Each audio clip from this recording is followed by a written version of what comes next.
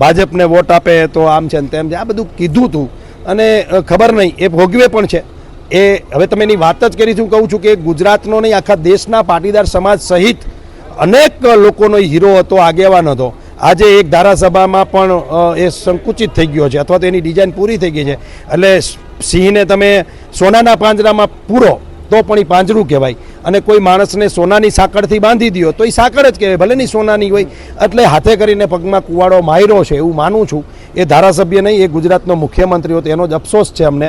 પરંતુ એને ભૂલ કરી છે અને એનો ભૂલનો અહેસાસ હવે ક્યાંક ક્યાંક અંદર થતો હશે એવું મને લાગી રહ્યું છે. પણ હવે ક્યારે તમે અમુક એવી ભૂલો હોય છે કે ક્યારેય પછી માફ થતી નથી હોતી. એટલું ખુલીને બોલ્યા છો તો આ વાત હાર્દિક પટેલ માટે જ હતી? યસ, હાર્દિક પટેલ માટે જ છે. એમાં ક્યાં આપણે એને ગાળો આપીએ છીએ? કંઈ આપણે તેના ભવિષ્યની ચિંતા કરીએ છીએ. મારો તો મિત્ર હતો અને જે દિવસે ભારતીય જનતા પાર્ટીમાં જવાનો હતો એના આગલે દિવસે સમજાવ્યો હતો કે ભાઈ તું રૂક, તારી ઉંમર નાની છે, થોડોક સમય ખમી જા, તારી 20 વર્ષ પછી તારી સમકક્ષ ગુજરાતમાં કોઈ નેતા જ નહીં હોય. જેને આજે નેતા ગણીએ છીએ 20 વર્ષ પછી કાં નિવૃત્ત થઈ ગયા છે ને કાં ઉપર વયા ગયા છે. માત્ર તારે ધીરજ રાખીને સમાજનું કામ કરવાની જરૂર છે. પરંતુ એટલી બધી ધારાસભ્ય થવાની ખંજવાળ હતી, ઉતાવળ હતી કે આખા સમાજની આમ જેને કહેવાય ને અમારા પોતાની આબરૂ દાવ ઉપર લાગી. આજે અમે બોલીએ છીએ કે આ બધા ઈ જ છે, અમારી પર પણ કલંક લગાડીને ગયો છે એ માણસ. પણ જે હોય એ એનો વિષય છે.